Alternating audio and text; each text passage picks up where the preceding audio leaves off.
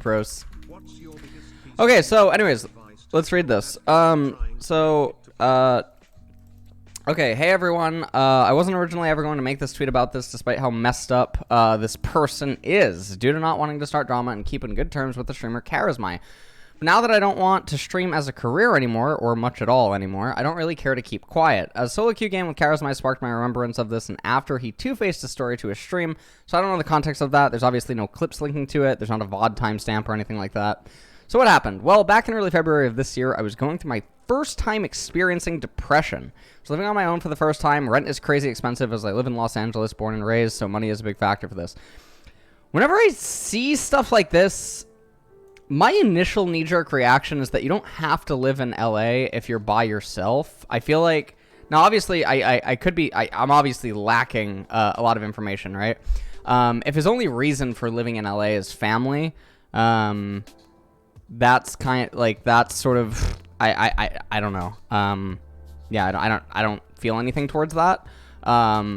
Because I think that there's nothing preventing like commutes, or like you could live in like I think Las Vegas is like very cheap, right? Or like Nevada. I mean, not, you know, I mean it's pretty close. But you could also, if you're a streamer, you can live anywhere, so it's actually in your best interest to live in the best possible location. Now, if you're a large streamer, there is reasons to live in LA because a lot of connections, IRL collaborations, and like all these other things. The alternative also in recent years is now Texas. But one of the things I remember I called Sky Williams a fucking idiot was he kept telling me that he had to live in LA, and I just kept saying, you do not need to live in LA. You need to move the fuck out of LA. I went on a bunch of like real estate listings all across the country, and I found like very large houses, very nice houses that he could have lived in, very affordable areas. I looked up like grocery stores, like, you know, in close proximity to those places. And then I looked up the average prices at those grocery stores. So like I did a lot of things to try to do that. So generally whenever a streamer says something like this, it's always sort of like a red flag to me, because it's sort of like you're doing it to yourself, unless there's a really good reason for you to be there, which again, I think that there is a way that LA can be good to be there, but in this case, it's not. My sole source of income was streaming and YouTube. Okay, get out of LA. And I really don't know what to do, so I posted about it on Twitter, seeing if people had solutions on how to have a more positive mindset or whatnot. Now, streaming is extremely hard, and you should honestly never get started into it unless you already have very big people in the scene backing you, or one of the things that you can do is if you're genuinely really, really good at the game, you can then try offering to help out other people or do collaborations that way. Or you can do the Greek God thing, which is you just show up in the chat of all the popular streamers. One of the only organic like Twitch streamers that I think I've seen do it literally on their own recently in the Western scene is Polypuff. Polypuff is basically the Korean Greek God X. Polypuff goes around to every boot camper. Dude, if you land in Korea, if you are in an airplane above the Korean peninsula, Polypuff knows. Okay? If you land there, he's your best friend. You need to know Korean? He's your personal fucking translator. You got some issues with your landlord? Polypuff's on the case. You have some issues with some Korean guy in your champ select? Polypuff's coming to your aid. You need a duo partner because you're lonely? Polypuff's got an account. Don't you worry about it. So Polypuff went into every boot camper's Twitch chat and would translate what the Koreans were saying. Polypuff befriends lots of big people. Lots of them. Now, it helps that he's like D2 to Grandmaster, right?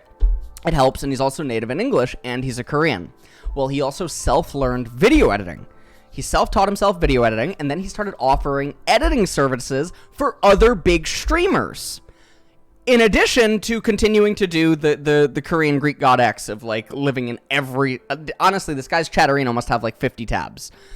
Polypuff is the last person that I've ever seen organically grow on Twitch in League of Legends without the direct aid of someone else. Polypuff basically did it on his own.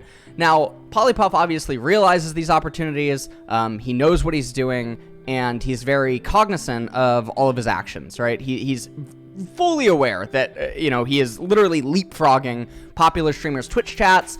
His name is very recognizable. It's so fucking, he has a fucking Bard icon. Like, you can't not recognize Polypuff, and then his name is hilarious.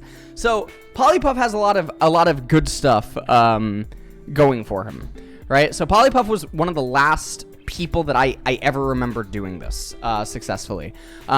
Prior to that, I mean, who's the last really big streamer that came out of League of Legends on Twitch? It's Sanch, right? And I remember thinking Sanchovy is one of the best streamers on the whole fucking platform, regardless of whatever his size was. His chat interaction, humor, good looks, gameplay, all of the above. Everything sort of like comes together for Sanch, right? So I really wanted to see Sanchovies grow. So every time after LCS co-streams, I would try to host or raid Sanchovies, right? I always liked when he was on the stream because he made my mood a lot better. I'm a fucking depressed, anxious wreck 99% of the time, but if Sanch is in the call, it's pretty hard to be sad. So, Sanch is just genuinely really fucking good. Now, Sanchovies also had help from Yasuo. You guys might know Mo, obviously. Sanchovies had a lot of help from him, but then Sanchovies is also very good at, like, networking. He's very good at being funny.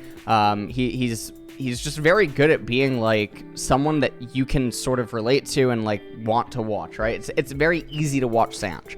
Now, Sanch does have his toxic moments. We all do.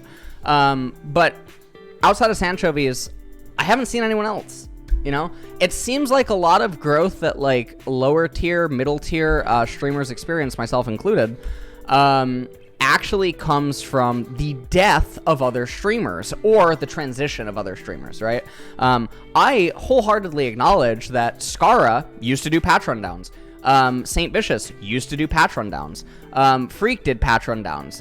There was someone else that did patch rundowns. They all stopped. I'm the only person left for patch rundowns. Well, I mean, Freak still does it, right? But there was like that cycle where there was like 5 of us or 4 of us. Shifter did it, yeah. Shifter did it as well.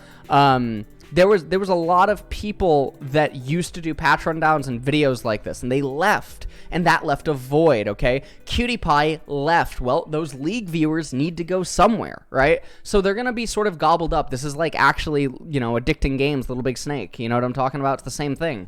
When one of the snake leaves the battlefield, someone's gonna gobble up that essence, you know? So basically, this is sort of how streaming is, and I think that a lot of people don't really understand streaming, which is part of the drama that I'm going to get into in just a second here, because ultimately, the thing that's happening here is people who are ignorant to streaming, content creation, brand creation, social media engagement usage, people who are very inept at this and literally don't know anything that's going on, are basically being offered by people to join some like team that will help content creation, all this other stuff. And the reason that I feel very passionate about this is because I feel like this is very it's very trying to think of the right word. There's a lot of words that come to my head that I want to use, but I'll be tone policed if I use them. So I'm trying to think of the right word.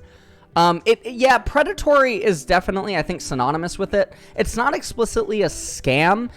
It's one of those things where is it it's not, wait, let me see, hold on. Let's see.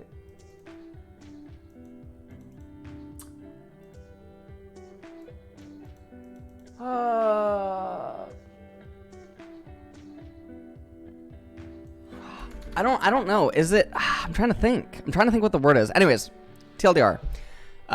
It's mostly that we're gonna be talking about. Anyways, fast forward. Okay. So we did that little talk. Yeah, it's very exploitive. It's very predatory. There's a lot of stuff going on with it. There's definitely a lot. But I'll get into it later. Okay. A few hours later, I have plenty of DMs from people, one of them being good old Karasmai. Okay. Karasmai asked if I was doing well, and I reply with, not really, man. Stream dying, getting fat as fuck, locked into an apartment lease, so bills are fucking my mental, everything is getting worse. I don't know, man. True. So him hearing my bills are fucking my mental, he thinks, I got an idea. I might be able to help you if you're interested. Right now, I only have a few people signed, but me and Professor Akali are signing people to help grow their Twitch and YouTube. He then goes on to explain how this would work. Basically, it's a stream team where he would host me here and there and give me tips on how to become a bigger streamer, and then goes, the contract would be 30% of your Twitch sub-ad sponsor revenue for 2 years, but like I said, with being at higher viewer count, you will be making way more than usual over time. Now, a couple of gripes here. Tips on how to be a bigger streamer. The reality is that, so the reason that I was talking about the fallout earlier on is because a lot of these people are actually byproducts of the fallout. No one's on League anymore, okay? No pros stream League anymore, okay? Everyone has different time slots. There's not a lot of solo queue streamers anymore, okay? A lot of people casually grew due to magnetism, or like, basically streamers left the League category, and so some viewers trickle in, right? The reality is that most people who talk about brand creation, social media, understanding branding, understanding how to grow a stream, and like all this other stuff, it's usually pretty gross. It's not that they can't do it. It's not that they can't do it at all or something, or it's not that they can't pump you, or it's not that they can't make certain things, but some of them are downright pretty bad at like what they think goes into like making the stream or making the brand and like other stuff. Now, I'm a person that I feel pretty confident of my own knowledge or awareness on brand creation, reach, attention, and like all these other things, right? Because I think that I'm a byproduct of it. I think that I filled a space that other people weren't willing to fill, which was to basically be abrasive, push boundaries, make people uncomfortable, and then be very loud with a lot of topics within the scene that no one seemed to want to talk about, right? With engagement and like all this other stuff. So I felt like literally I had a career because I was willing to do things other people seemingly did not want to do because they were afraid to do it due to backlash. And I myself was once afraid because I didn't have the stature that I do now. And I understand how the industry works, where if you try to step on too many toes, people basically better be afraid of you in a way. Because if they're not, then, you get these like hit fucking jobs behind the scenes, where people try to like collaborate together and stuff to like fucking sabotage your content and like all this other fucking good jazz. And you always have to be on edge. So most people in the industry are very, very scummy. It's not just a League of Legends thing. It's basically an everything thing. I mean, just look at the fucking Smash scene, right? Look at the Smash scene, look at StarCraft, like look at so many different things, right? There's just so many things. I mean, there's the thing I talked about on stream the other day that was eventually brought to my attention because people are morons and they literally can't think past more than the next 1 minute in their future. But I was already made aware of the fact that certain individuals in the LCS think that the amount of stuff that I'm causing with like takes and meta comments and like all this other stuff that I need to be removed from the scene. So they've reached out to other people to see if they feel the same way. Well, obviously the people that they reach out to end up coming back to me. So and I'm totally fine to like just say this. I'm totally fine to say this in public. I mean, it's not my first rodeo, right? In 2017, I was blacklisted from several talent agencies due to existing coaches in the scene not wanting me to be able to be participating in LCS when it entered into franchising. This started in September 2017, and it went on until about November, December, until I eventually caught wind of it, got access to the emails that were a cycled chain, where it was basically reported that, I was to be blacklisted from talent agencies that were seeking coaching staff and other types of staff, and that my name would be intentionally either not mentioned or it would be smeared. And then I gained access to these emails because one of the people who were involved in the emails thought that it was extremely fucking corrupt and wrong. And so they actually gave me access to the emails without redacting any of the people who were a part of it. So that's fine. It's not my first rodeo. So that's pretty much that. Anyways, fast forward. Okay. I might be able to help if you're interested. Okay, so he goes on to explain how this would work. Basically, it's a stream. The contract would be 30% of your Twitch sub ad sponsor revenue. Now, if you guys don't know, the way that Twitch actually works, right, is that there's various different tiers of partner. And so there's different tiers of partner, right? Let's just say that you're regular, right? Let's say that you get a 50-50 split. Okay, so the 50-50 split's going to come through. You're going to get 50% of that, and then you're going to give 30% of your 50 to the to them. So that's really good. That's really good. That's really good. Yeah. Ad and sponsor revenue. So they're gonna, now this is probably where the juice comes in for them. This is definitely where the juice comes in for them. Because sponsor revenue, if they can pump your views, regardless of how much sticks, and this is again where the incompetence, and this is where the ignorance for people inside of the scene, they don't understand it, right? It doesn't actually matter how many views you have. They're taking about 30% of the 100% he gets. Obviously, that is how it reads. What do you mean? They take 30% of your Twitch sub ad sponsor revenue. What do you mean? What? Yes. He only gets 50% of a donate.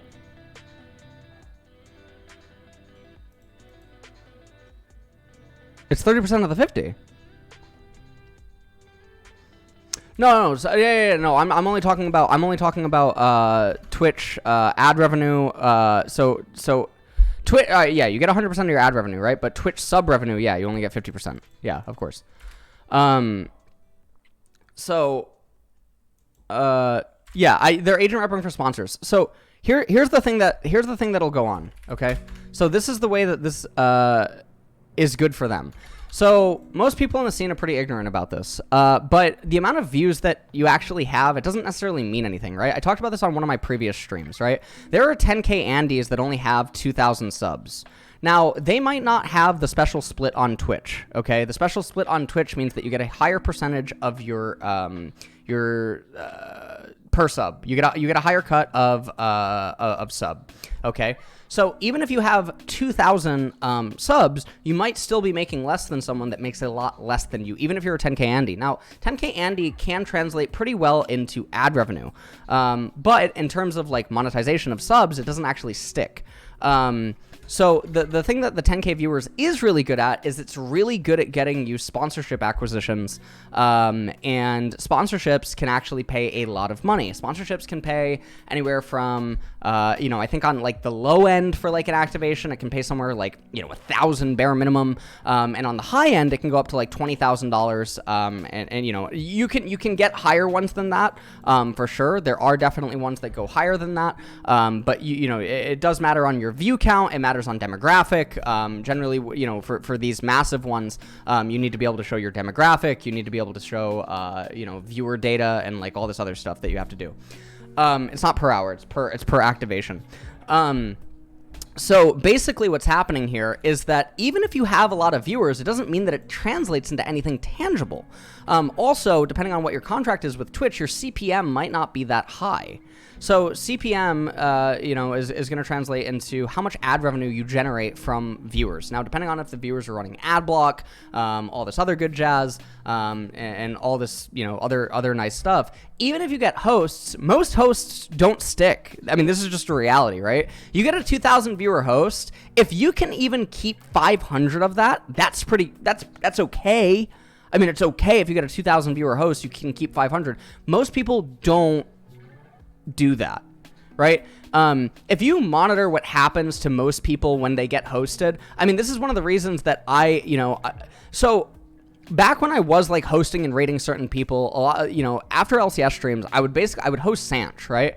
I would mostly only host Sanch. A lot of other people that I hosted someone once and they messaged me after and they actually asked me to not do it again because they said that it fucked with their mental. Because what it basically said, what happened was I gave them a large host. I think I gave them like 8 or 9K or something like that. And it was after an LEC stream. And afterwards, they said that just seeing the viewer count constantly drop made them think that they're not likable and they're not enjoyable. And it just fucked with them the whole stream, and it made them not think like that their content's good and all this other stuff, right? Now, after that conversation, I actually reached out to several other people that were smaller streamers, and they said that they might actually feel the same way. So it's kind of weird. So after that, I stopped hosting and rating people. Unless, well, I mean, that was last year. Now I can't actually host or raid people unless they're not affiliated with an org or a team.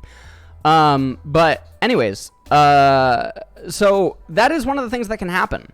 And, personally, myself, I remember getting hosted back in the day, and that would actually also drive a lot of problems for me mentally, right? I'm someone that struggles with mental health issues, which, no doubt, I've never been secretive of that. I've tried to be like a glass house when it comes to that, but I remember getting hosted. I mean, not even getting hosted. I just remember like the spikes that I would have, right? There was a period, this was like winter 2017, right? This is before the return of Tyler 1. You guys know what I'm talking about? This is when Tyler was like on a hiatus, okay? A lot of streamers were up in viewership. I went from being like a 1.7k Andy or like 1.6k Andy or something like that. And I actually made it up to about 3k, I made it up to about 3k CCVs. After Tyler came back, viewership dropped dramatically, and then after viewership dropped dramatically, it kept going down. That really fucked with me. Honestly, there was a point where, I considered stopping. Well, I considered stopping like streaming in the traditional sense that I was doing it, and I thought I would just go back to coaching, and doing coaching and OPGG streams because that was a way to monetize really well. But fortunately, I honestly got a Hail Mary. I got a get out of jail free, in a way, by Riot. But also I had come up with the idea of live viewing. Live viewing was something no one else was doing at that point in time. Hold on, let me turn on the AC. I'm fucking sweating.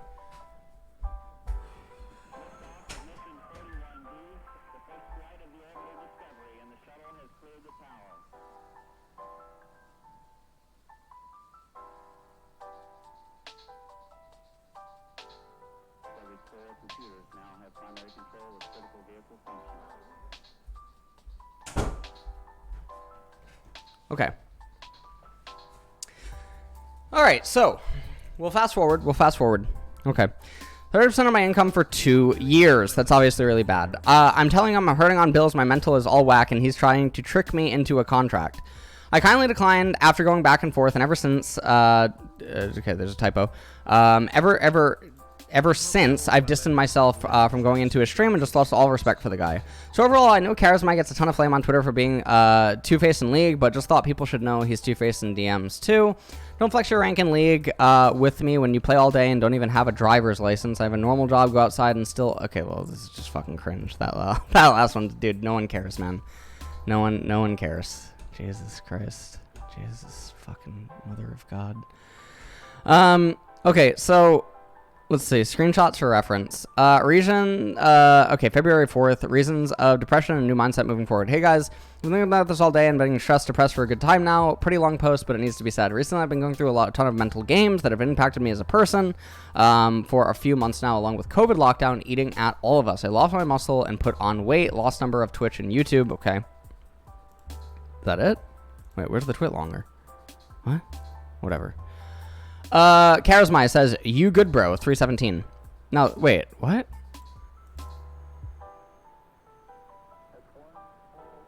Wait. February 3rd. February 4th. Wait, what?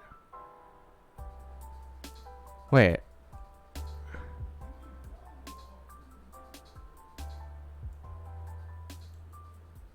So I posted about it on Twitter.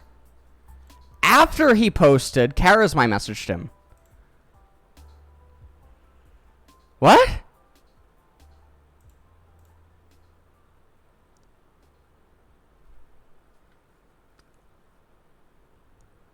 It doesn't matter about time zone. They're both in the United States.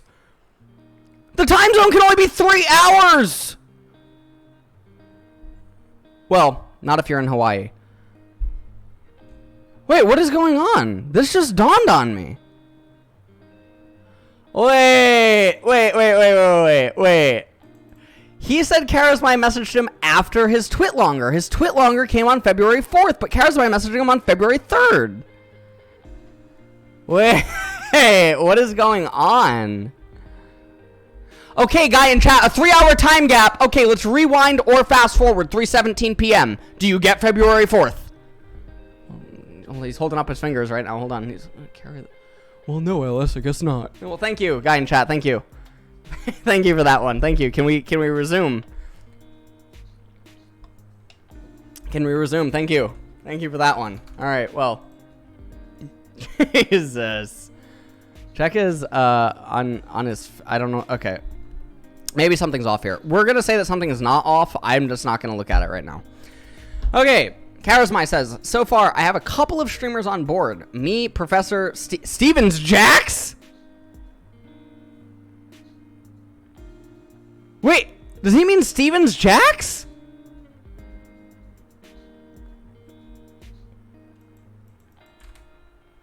I don't know who this is. I don't know who this is. Stevens Jax. I don't know who this is. Okay. And essentially, we will be hosting each other and helping build off of each other. Now, this is a good idea. And maybe make content together for YouTube every now and then. Now, this is very intentional language. Because the language allows them to not be bound to it. All right? If you say every now and then, and you put out one video every 2 months, it falls under the exact language that they're using. The language is very intentional. You'll recognize language like this when dealing with con men. You'll recognize language like this when dealing with people who are manipulative. You'll recognize language used like this. Basically, people that are trying to take advantage of situations. It's there to provide a way out. It's a slippery thing, right? So generally, now this isn't bad that he's saying it inherently, but when it comes time to the content or the contract, right, this has to be nailed down. This has to be nailed down. You have to know that this language is very vague and it's meant to defend him, not you. And that's just how it is, right? And then Like Me and Professor have done this and got videos with millions of viewers with people like Cat Evolved or Fogged. Just stupid ideas like 3 versus 5, random e-girls or whatever. The contract would be 30% of your Twitch sub ad revenue for 2 years, but like I said, with being at higher viewer count, you'll be making way more than usual over time. So here's the thing. Out the gate, it doesn't translate into anything. I don't doubt that some people can stick. Some people can stick from hosts. Some can. It's very hard. Now, if someone's ignorant of this, and someone doesn't understand streaming, someone doesn't understand content creation, someone doesn't understand branding, someone doesn't understand YouTube algorithms, someone doesn't understand thumbnails, editing, and all this other fucking shit, they're not going to know what you're saying, is ultimately what's going on here, okay? Even if eventually the person is making more money down the line, there's a math equation here to where they actually break even from what they were making before. But then there's also an equation where what is the trade-off from then being associated with some of these people, because now your image is also somewhat dependent on their image, and that's always a really scary thing. Generally, you don't want to get into bed with certain people who you don't know. That's another very big thing, right? You don't want to get into bed with people that you don't know. And I mean, there's a lot of things that I could say probably on this, but obviously this is a massive yikes for me. And the other reason that this is a massive yikes is because the 2-year contract with like vague language, potentially hosts and whatnot, these people know that hosts don't mean fucking anything. Dude, anyone that says that dude, the amount of people that have like reached out to me and asked me to host them thinking that it's going to make them a Twitch career. No, it's not, dude. Hosts don't do any, like, they do something, but you have to already have something. That's the catch. You have to already generally have something. I would say that, for every 999 people that do this, only maybe one would ever succeed, and I think that they're banking on that. Yes, hosted a lot for Sanch because he had something, but I wouldn't have gone to the lengths that I did to try to help Sanch if I didn't already think, dude, this guy has something. This guy is very good at streaming. Now, I'm not going to say, no, not Onion as well. Onion is an exact fucking example of what's going on. I have a Korean Challenger player that speaks English in my house, okay? He is surrounded by me and Nemesis, gets hosted by both of us, has been top of LSF for like a month straight, numerous times on fucking, Korean highlight channel, YouTube clips, bunch of other stuff. He's had fucking interviews. He's been on my stream. He's been on a co-stream. I've given him 15K viewer hosts. Doesn't matter. Viewer count always drops back down to 200 because it doesn't fucking matter. Okay? He's a Challenger Korean top laner. He played cross server and got Challenger on NA. So, no, don't tell me it's not consistent, dude. You fucking ruin his Twitter, Goobo. I know who the fuck you are. You're doing a terrible job at his Twitter. His Twitter's a fucking joke. It's not comedic. You don't know branding either. You're part of the problem. Dude, I'm gonna call you out right the fuck now. Who the hell do you think that you're coming in here trying to lecture on content creation and branding? You've ruined his fucking Twitter. Someone's gonna look at that and think he's a fucking pervert or some goddamn fat weirdo. What are you doing? You shouldn't have that password. I've even said that to him. But because he doesn't know what the fuck's going on either, he continues to let you have it. Shut the fuck up, dude. God. You're part of the problem. It's not because he's not consistent. He was consistent. He streamed every goddamn day for 2 months straight. He played cross-serve on NA, tried to do collabs with other people. He tried to duo stream with people. He did stuff with Sanch. He did it with a lot of other people. He didn't make it, dude. He's depressed. He drinks. He does a ton of other fucking shit because streaming, in part, somewhat is luck. And you have to have something special. So while he could be a pro player, because he's good enough to be a pro player, streaming, with the way that he tries to do stuff and a bunch of other things, it doesn't work. Fuck, man. People like you are part of the problem. Holy shit. Try to, lead people down some random path that they don't get it. They're clearly not getting it. What they're doing isn't working. Please barrage me for trying to help him. You're not trying to help him. You're harming him. Dude, it doesn't matter if someone says they're trying to help you while they're cutting off your fucking arm.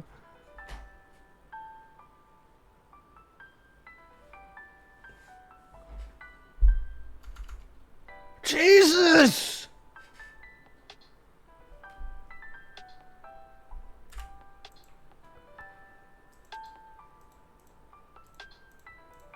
Anyways.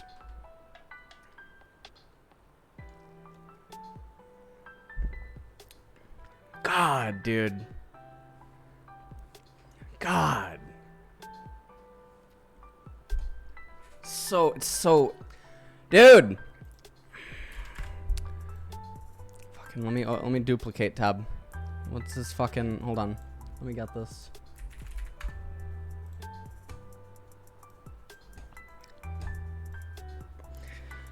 GP main high elo career eating onions.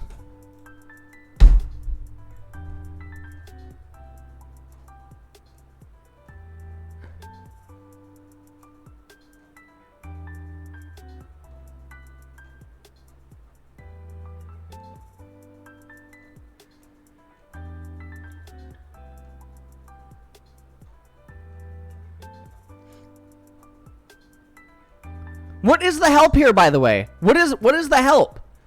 Do you think, here's what I'm thinking. Here's what I'm thinking when I see this. This person is either not serious, you have the most unpleasant photos, he's goofing around, and all of them. What is the message I get by looking at this Twitter? Every photo's unpleasant, dude. Every photo is unpleasant.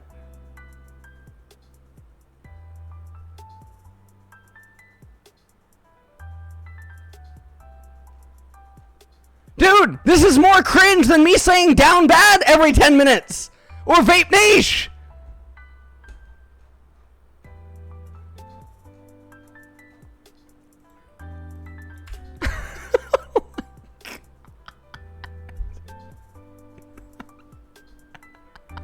Oh my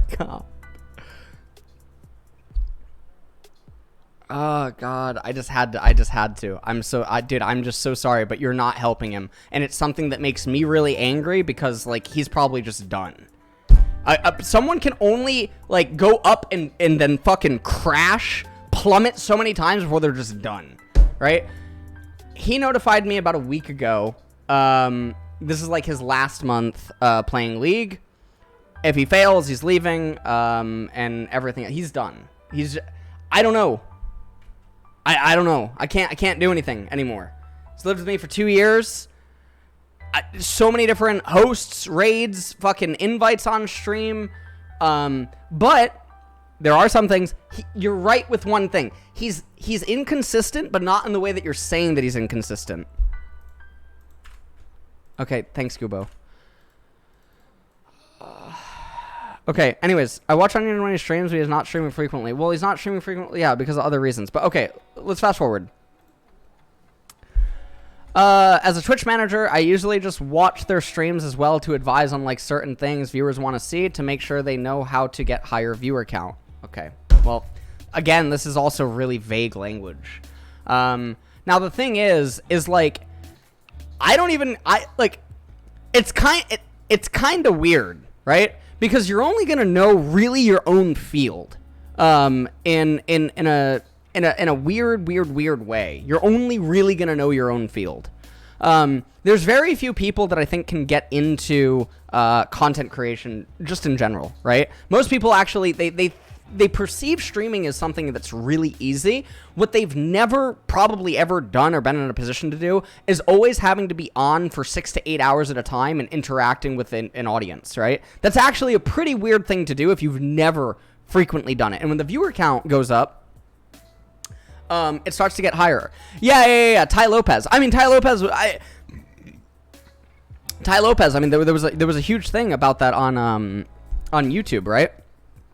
Anyways, 30% is pretty high, man. Haha. And I get it if someone's under a 100 viewer streamer, but this is my full-time job. I can't afford that. Okay, understandable. What about 20%? So he tries to lower it. I barely have enough to put to rent as it is. I'll have to pass. Too risky. True. Smart move. Because on month 1 and month 2 of him doing this, he will function at a net loss. Okay? So now, again, there is a math equation. When does he eventually break even? Now, the reason that I would say this is very scummy is because month 1, 2, and 3, net loss. There is no fucking way that you are going to immediately start making more money on day 1. There's no way on week 1. There's no way on week 2. It is not fucking possible because you need time to build up a channel. You need time for hosts to stick. You need time for unique viewers to come through to your stream from different time zones, start liking you enough, and then tuning in at those different time zones to get the rotation. Look now, if you want an example of this, look at what happens to me and Nemesis if we stream during NA hours versus if we stream during EU hours. Our viewership is sliced. It's really bad. It's like really bad for us to do it. If we try to do NA, versus EU, right? Or like whatever. And a lot of this is because you have to understand your region demographic as well. So there's that. No, he didn't just offer something. He can... Oh, my God, dude. Because you're putting a person who is already telling you that they're in financial woes into a position where they will operate at a net loss for at least the first 3 fucking months. And if you actually know what the service is that you're offering, you would already fucking know that with your proposition, which means that you're actually putting them into a bigger hole than they're already fucking in for a temporary amount of time. So if there was a difference here, it would say, I won't take anything for the first 3 or 4 months, and then I'll start taking it or something. That's when it gets different. Holy shit, dude. You've never dealt with scummy people or con men or manipulative people or people who are mostly only interested in self-preservation or fucking... God, it's so sick, dude. Oh, God, dude. People like you are the reason people like this can exist. It's so sick. It's so sick. Oh, my God. They're just like sheep, just standing in the field, just waiting to be slaughtered. You're just waiting to be slaughtered. Oh, fuck, man. God, I can't... It makes my blood boil that someone doesn't see it that way.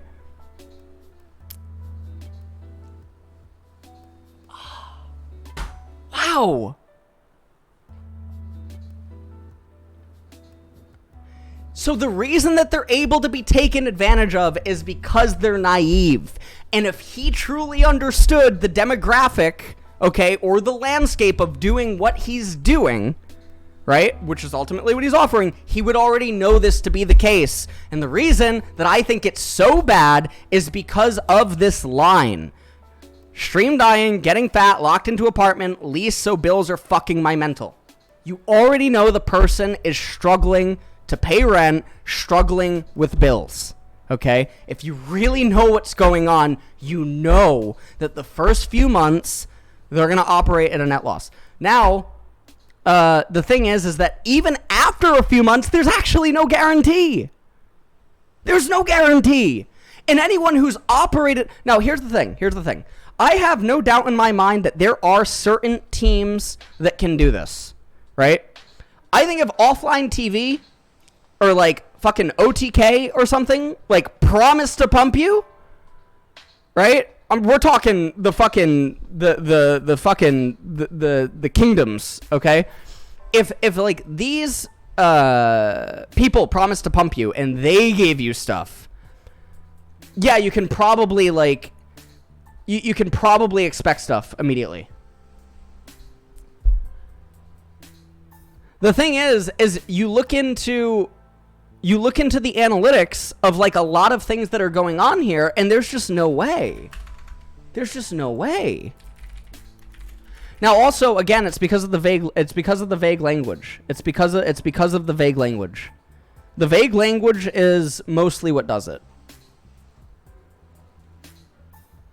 Now, also, you have nothing else to also go off of. This is where my other gripe with this is you don't have anyone else to go off of, right?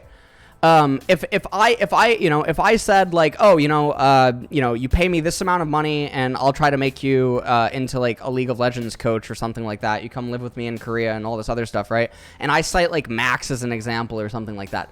I would never do that because Max had to have the ability in the first place, right? It's not something that you can, I think you can't just decide to do it. But then on top of that, there's no guarantee. So I would never make that offer. I have turned down people. Dude, people have told me, so obviously, ever since COVID, I don't do the IRL coaching in Korea anymore. I don't do it. And even when I was doing it, I stopped doing it. Most people that attempted to do it wouldn't complete it, number one. Most people who wanted to do it were unwell. In my experience, they were unwell. They had a lot of problems going on, and they had some idea of what the coaching would do and what it would translate to and all this other stuff, and I started feeling really fucking bad. I couldn't do it anymore. Eventually, it got to like an interview process. He said the examples of Donell and Stevens, and these two barely get 250 viewers, and they're already friends, and doubt that they do the two. I mean, okay, that's red flag. I mean, if they're getting 250 viewers, I mean, yeah, that's a massive red flag. It's a massive red flag. It doesn't even make any sense. Now, what you can also do is I'm not gonna say, you know, I'm not gonna fucking bring it up exactly, but you can do some research on some of the stuff that's going on here on YouTube. You can find testimonials, you can find like other stuff, right, that's going on. So that's why I think that this is extremely disturbing behavior, right? Well, understandable. Okay, KK, no problem. I hope shit works out though. Like I said, might just be the timing. Barely have enough to put to rent as it is. I'll have to pass. I mean, so I think that from the outsider's perspective, thank you, Lippo Lane. Thank you.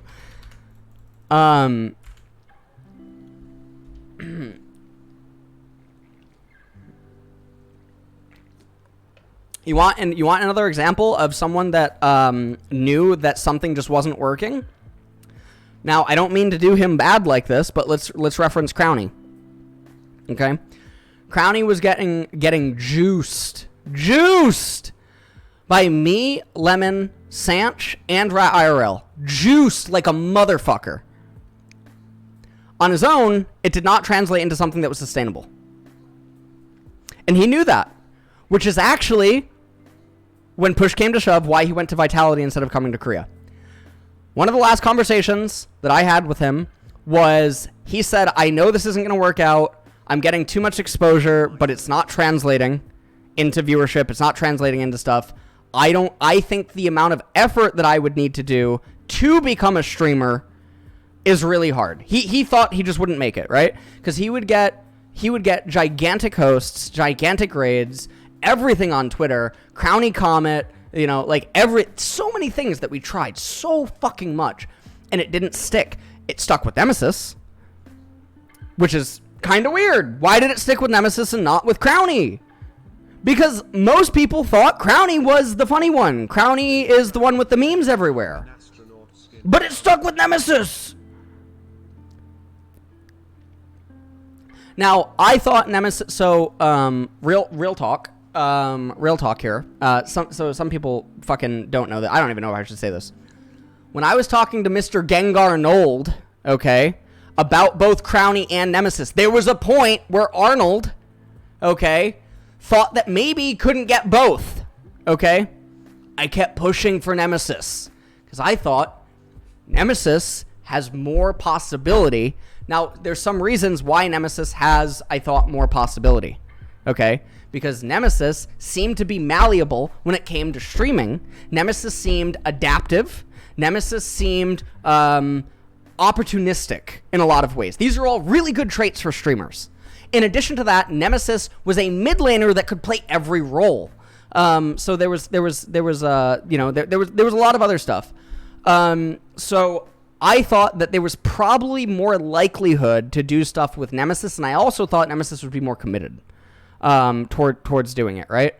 Nemesis also doesn't get toxic on... Well, I mean, he does get toxic, but he doesn't get toxic where he starts typing novels in chat. So, I mean, that's pretty much... That's one of the differences, I guess. But anyways, so this was the drama on Twitter. Wicked chimes in and says, ruthless businessman. You could see it from that perspective. The reason that I take such a gripe with it is because, again, if you do actually possess the skill set that you're claiming to offer to this person, you know that you're directly sinking them for at least the first few months. After the first few months, they're still probably operating at a net loss, which means that, again, there's a graphic that needs to be had here. The other thing that now some people in my chat have even alluded to is that some of the people that were mentioned are actually not even successful themselves when it comes to this. So it's pretty bizarre. It's very, very, very bizarre. Also, 2 years, too long in esports. Way too long in esports. Take it from me. What was I doing 2 years ago? What was I doing 2 years ago?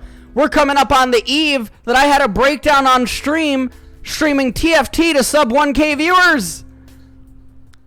I didn't know what I was doing anymore. I had a breakdown with Papa Smithy, okay, on the phone at fucking 3 a.m. on a fucking night walk. Had a breakdown with Papa Smithy, and I didn't know what to do. Now look at me. I'm more...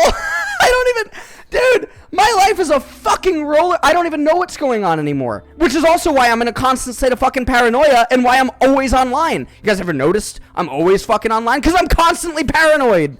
I have to always be online. Because if you're always online, people can't lie about you. Okay? That's basically, like, I was in that kind of paranoia state. Right? So it's sort of whatever. Now, along the way, I've wanted to do a lot of things that build people up. Like tried to do it with Onion, right? We really, really, really tried. Now, I think Onion could do stuff. I think he could, but I don't think that he's willing to, which is totally different. Doing it at his own pace, at his own accord, it doesn't work at all, right? And he's inconsistent in other areas, okay? It's totally fine. It's totally fine. Okay. He hasn't been doing any content that was... What? I don't know what that means. I found this weird gift button. Thank you, Lipolane. Thank you so much. Thank you. You should find the bits button to add another badge next to your name, Lipolane. Yes, Nemesis got a massive push when he came to Korea. No, I do not think that Crowny would have been the same because, again, we're all sort of competing against each other once we're out here. Originally, the plan was that we would stream around the clock. Crowny seemed to be more popular with Americans. So one of the original plans was whatchamacallit? One of the original plans was that Nemesis would stream midday into night, I would stream night into NA, and then I would give it to Crowny, and Crowny would do NA into Europe. We'd always have been online. It would have been 8-hour stream cycles, and we would have always been online. That was the plan. Now, when Nemesis was willing to make the leap, Nemesis almost went to NA. Okay, Nemesis almost went to NA. I had to pull out the calculator and notepad, had to go over the fucking tax brackets, had to go over all the other fucking stuff, compare it to Korea, compare it to all this other stuff, starting a fucking company, starting an LLC, doing all this other good jazz, and like, then I had to show him sponsorships, and then I had to get him in my talent agency, then I had to show him all of my analytics, and then I had to, we had to do all these other things, and then I had to add him to the Patreon, which he's supposed to get a cut of, and like, all this other stuff and yada yada yada yada, right? So I had to go through kind of a lot to try to help Nemesis. Now I want to help out other people in the same way. I'm not gonna charge 30%. But the point is that it doesn't matter if you just help them. You have to teach them how. So like, but it's not vague. Oh my god, you have to teach them how. Which is also why, like most like coaching sites, right? I flame most coaching sites because they don't actually teach you how to do it yourself. They just tell you stuff, which it doesn't do anything. Now, the fudge factor. Hold on, let me find this. Give me a second. Oh, I don't have too long left. I have a meeting in 26 minutes. I just wanted to come on here and get my daily mold in. Fudge factor linked this video. And he said he just linked this video to me. He didn't say anything. I wanted to talk about for a long time. Pros are beginning to stagnate. Around last year in Worlds, I couldn't help but notice a lot of teams making elementary macro mistakes, the mistakes themselves being masked by teams' abilities to swiftly outmuscle their opponents. In this video, I talk about examples, including even Korea. Certain teams aren't very good at proper macro during early, mid, and are very slow to adapt and truly improve. The most obvious example of this is inside of Samsung Galaxy. Sounds really weird. Teams are failing at the same things. Of course, Kesh is in the recommended. No shit, I listen to TikTok. I love her music. I told you guys. A lot of my old LS logics are starting to come to fruition, which is also another thing that probably keeps Cadrill up at night. I don't know. Who knows? So I mean, a lot of these patterns are like really obvious in the scene, right? Patterns with pro play, patterns with content creation, branding, and all this other stuff. Now, there's a lot of branding that I don't even fucking know. I don't know, right? But I'm not going to pretend to know it. Now, I do feel pretty confident when it comes to, like, knowing, some stuff about, like, branding and the ecosphere of, like, LoL esports as well as, like, some other stuff. But, you drop me in another fucking bowl and I'm like a fish out of water. So, it kind of gets really weird, So,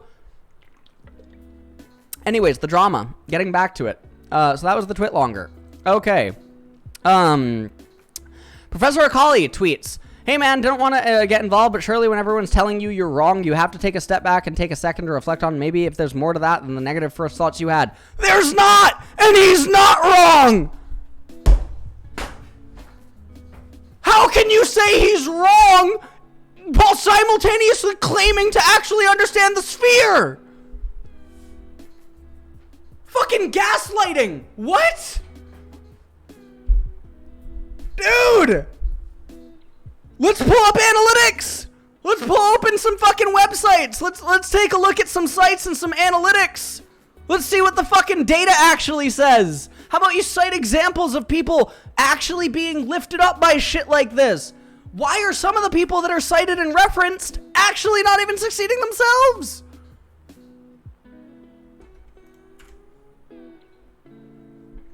If I wasn't struggling to pay rent every month back then, maybe the 20% offer wasn't bad. It was. How do you expect me to not go to collections, losing 20 to 30% of my income every month? Exactly. Thank you. The offer might not have been bad, but the timing of the offer was inconsiderate and unwanted. Okay. You're not thinking in the full picture. In the first month alone from getting constant 2 to 3K hosts, you'd likely end up having much more than if you hadn't signed anything. 2 to 3K hosts. What's the stickage? What's the stickage? What's the stickage? What's the stick? What's the stick? It worked with Fogged? So, okay.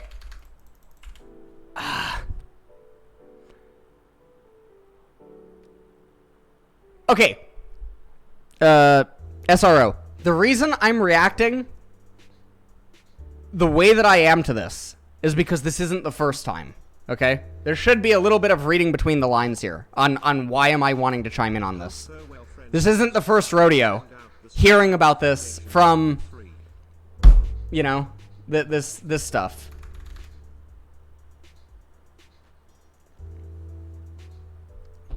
But, you know, okay.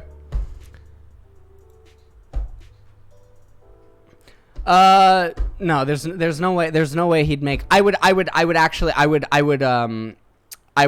bet money that he would not. I would genuinely bet money he would not make more from 2 to 3K hosts. Also, the host would have to be daily to even actually make an impact. They'd have to be daily, and the stick is not gonna matter.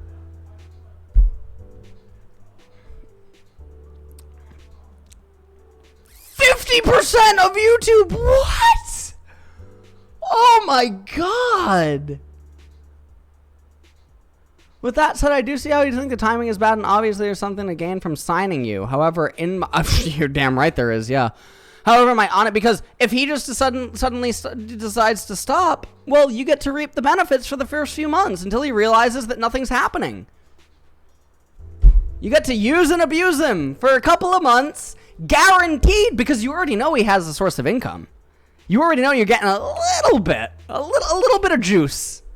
A little bit of juice. You're gonna pump him, you know? Oh my god.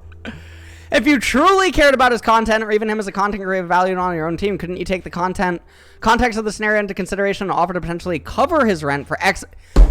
Holy shit! Forrest coming back with the fucking facts. So this is what I said earlier about allowing the first couple of months to be free. Because that's what you would do.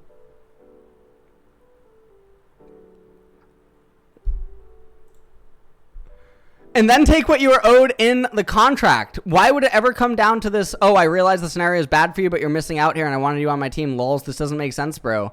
But also, I will say, it seems like you just posted this in the first place, forgotten out of some personal spite with Karasmai, which only sparked now because of a solo queue game, which is also true. That's true. Something's obviously, well, I mean, I already cringed at the bottom of the twit longer. Where is it? What the fuck is this shit? Okay. Don't flex your rank in League with me when, dude. Oh my god, dude. Dude. This is bad. This is down bad. Oh my god. It's down bad.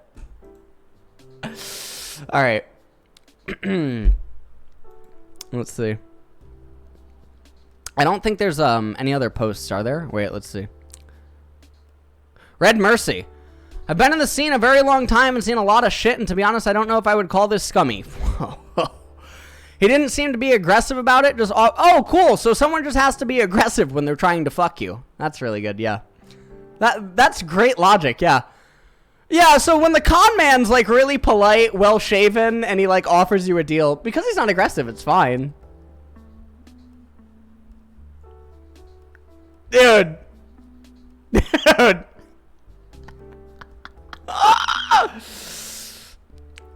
You said no problem. Hope it works out. Oh my god.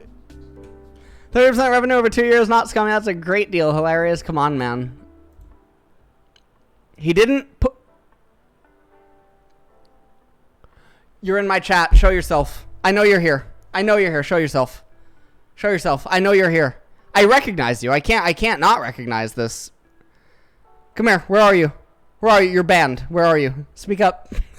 Jesus Christ. Where are you? I swear to God. Oh my God. Oh my God. He didn't push on it. He offered to help in a mutually beneficial. It's not mutually beneficial. You don't understand the space. Oh, 10%. Yeah, cool. I'm not commenting on whether the ideal. I'm not commenting on whether the deal is good or not. That's up to them to decide. It's not. I'm just saying he wasn't aggressive or an asshole about it and trying to. Dude, saying, I mean, this is tone policing, or it's like the opposite of tone policing. It's saying that because there wasn't an aggressive or asshole-less tone to what the person was saying, that it somehow, doesn't mean it was bad. It's like the opposite of tone policing. This is weird. This is like when people try to tell me that I'm wrong because I like to get a little bit loud for fucking, spectacle. I like to get a little bit loud. I like to, use fucking body motion and all this other stuff so that the memory sticks harder, and that it gets across. And then fucking, like, what? And then they tell me I'm wrong because I'm not saying it in a way that they would like. He was playing the sympathetic card, hoping to let me. Yes, exactly!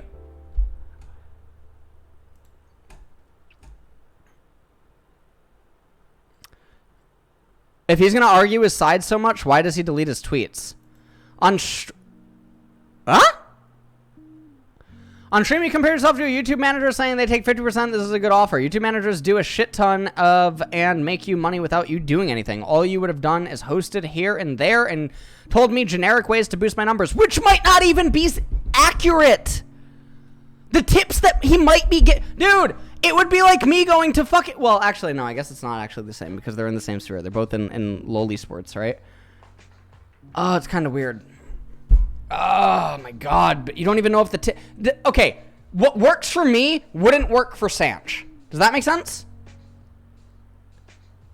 It's totally different. What works for me doesn't work for Sanch. What works for Sanch doesn't work for me. Okay? And yes, I'm talking about women. Ah, fuck, I couldn't get that. Jesus Christ. All right, I couldn't get that one out. It's fine. No, I couldn't. Oh, Jesus. It's not an L. God damn it.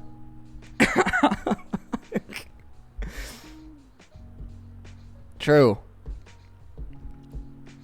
Sanch can't grow by talking about LCS, LEC, LCK, the extreme ends of lowly sports. That's not how he grows. He grows by being himself, without any dependency on those things. Sanch is just naturally very good at streaming. There's a couple of other streamers that are genuinely really good at streaming. Like, a lot of people, I don't know, it seems like fucking meta right now. I've talked about this multiple times. It seems like it's like meta to shit on fucking XQC or something. Like, it feels like anytime I bring him up, like, there's that YouTube clip where people are like shitting on XQC. XQC is a really good streamer. XQC is extremely good. He's a god at streaming. It's really weird. Tyler is very good at streaming. Asmongold is insane at streaming. Dude, I was watching a stream the other night. He had he had a casual 59K viewers or something. He was still replying to chat. It was so crazy. I'm like, how are you doing this? And then I think to myself, maybe if I wasn't blind in one eye, God. Oh, God, it's sick. Should have hosted him for 30%. Oh, my God.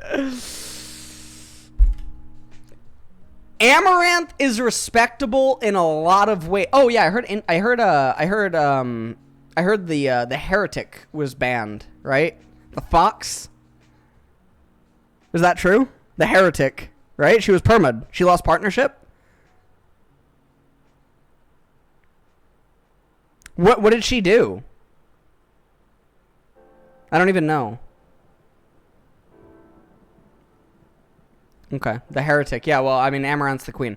So here's the reason that Amaranth is really cool. Do you guys ever tune in to her? Well, of course you do. you guys tune into her stream and you notice when someone says something dumb in chat, she doesn't like put on like, she doesn't like raise her voice to like high pitch and be like girly and shit. She like says it in the most fucking monotone, like you're a fucking idiot. Like, or she just like calls them out for, dude, it's she's based. Like, I've been there too many times where she just doesn't give a fuck. She just knows everyone's gonna watch her anyway. So she just flames the guy in chat. It's so sick. But like Indie Fox, she gets a sub and she makes it think you're gonna get married to her or something. It's so weird. Thank you. And she like fucking adjusts her bra strap or something. I wish I had tits. Jesus fucking Christ. Who, you know? Hot tub meta. Actually, I don't know. Who knows, man? Who knows? God damn.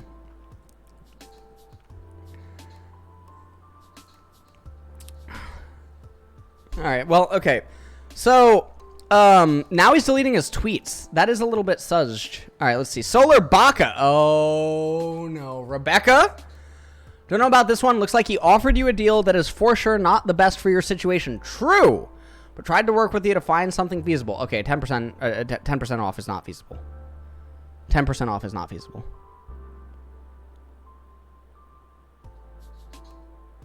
Here's the thing. Well, actually, no. I guess my success rate with doing this is actually pretty high. But then again, I don't do it with anyone. Who have I done it with? Max. I did it with Max. I did it with Lemon. Who else? I mean, okay. Onion can make money. He chooses not to. Right? Fudge is another one. I mean, I've done it with a lot of people.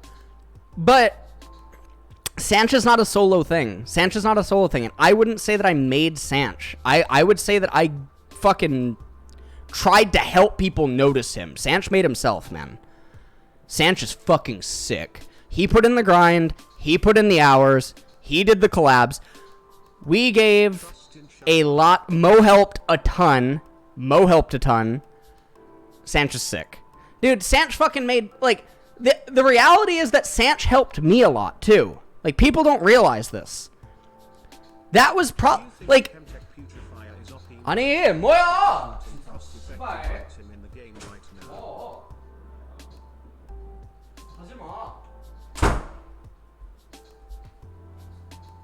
What the fuck? They're slamming their desk like a bunch of hooligans.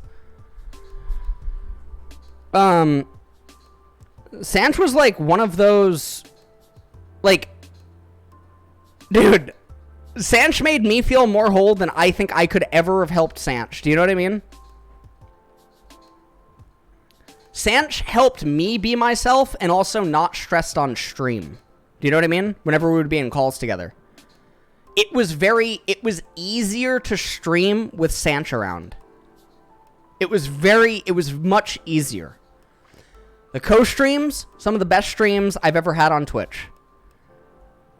The coaching streams, very fun, very casual, very just like, you know, a lot of stuff. So like, even if like a lot of people think that I help Sanch a lot, which, I mean, the hosts and raids were they were very big, right? From like LCS and LEC and whatnot, whatever. The reality is that he was also a really big part of my growth because I blew up in 2020. It's been a year and a half. 2 years ago. We're almost on the eve. It was, I believe it was July. I think it's 10th or 11th. We're almost on the eve of it. Where I had a breakdown on stream because my viewership went all the way back down. Now I still had I don't know, 2K subs, but I was like 1K CCVs. I was like 1 to 1.2K CCVs. I had like hate watchers showing up, like reminding me that like the viewership graph just kept going down and like all this other stuff and yada, yada, yada, right? So it made me really stressed. I couldn't decide between TFT and LoL because stuff just wasn't working. And I went back to LoL, right? And it was rough, man. It was really rough. Now, fortunately, I was casting LCK at that time. LCK. So I had like other income.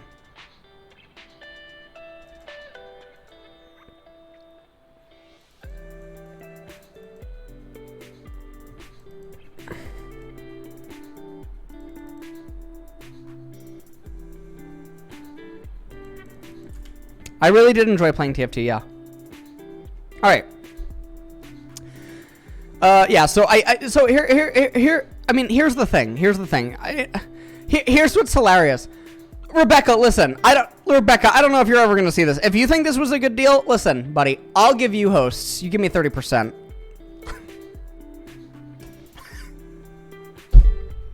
You want to do this, Rebecca? We can, look, you want to,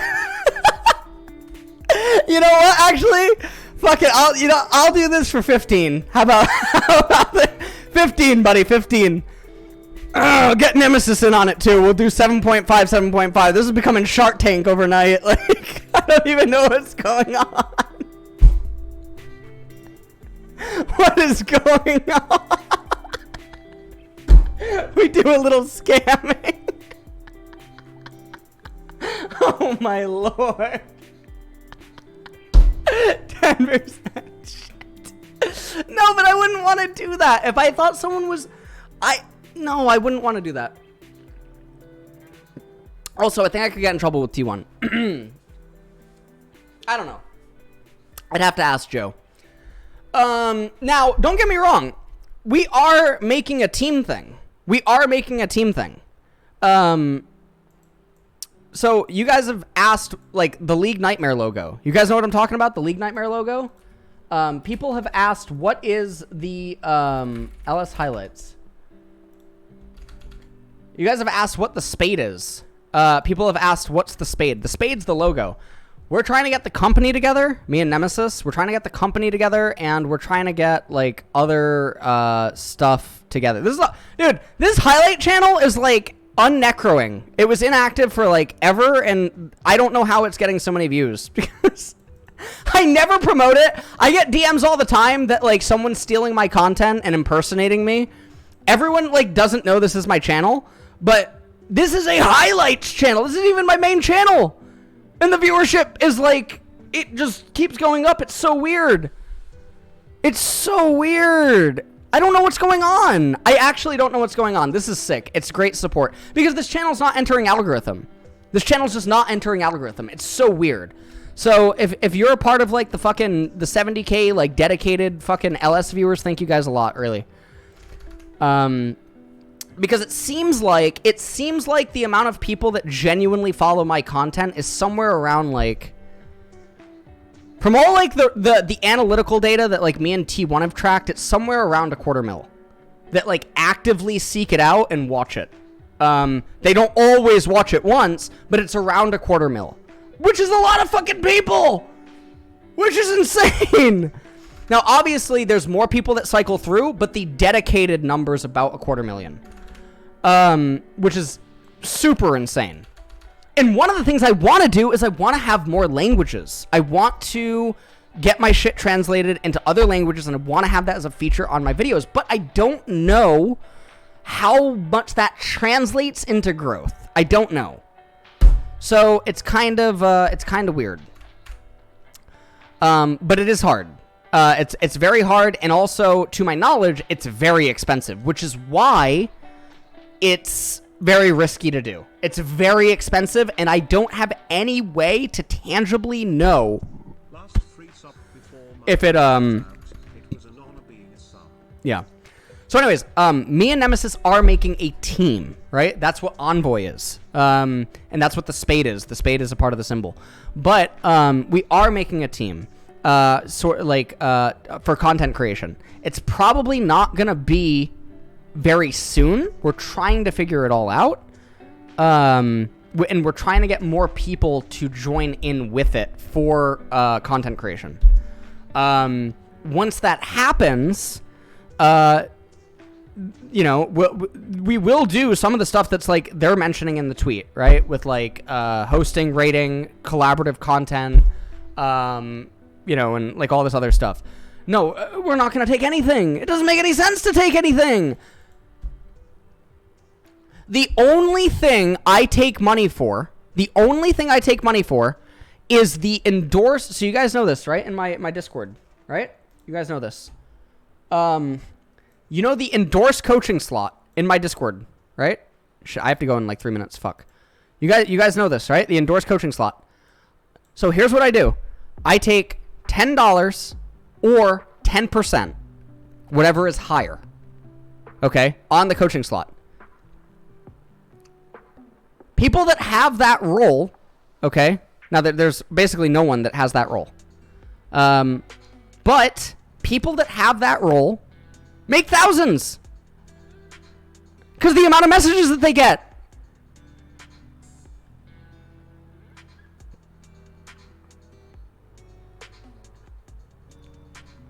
Yeah, Snow makes a lot of money. Snow makes a lot of money. Now, I don't add people to the role. Actually, there is a way to know if you check out your YouTube channel and see how many people and where are they. And 10% of just the coaching. So if they do a coaching with someone from the server, yeah.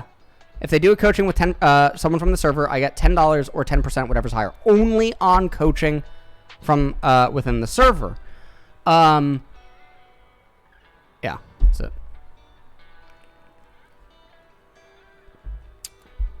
That's the only thing. So in case anyone tries to call me out for something like this, I don't know. Okay. Generally like your content, but I don't see how Karasmai is scummy. Do you generally believe he was trying to maliciously swindle? Yes, he is. FP said no. Karasmai said okay. Good luck anyway. Wait, I already responded to this. Absolutely, he is. Absolutely. T-Flow, $5. Do you think... We're out here talking about branding and content creation and, like, drama in the league scene. Yeah, LS, what are your thoughts on Chemtech Future Fire? I think it's pretty OP. IMO, it's the most efficient, cost-efficient item in the game right now. Thoughts? Oh my god, dude, read the room! What? Oh my god!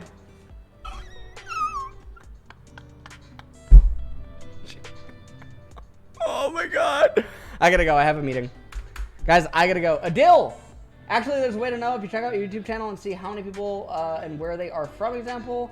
Yeah, I know that. But what I mean is I don't know how much having subtitles translates into new people coming. That's all. All right, guys. All right. I gotta go. So I'm looking for someone to host. 40% of today's revenue. 40%. No, Joe, I'm kidding. John, this is not a real offer. I'm memeing. Okay, listen. We're out here calling out scammers, okay? On T1CO randomly strolls in. All right, I gotta go. I have a meeting. Joe, I hope that you are enjoying Hawaii. What did he say? What did he say? Oh my god, I can't even find him. Chat's moving too fast.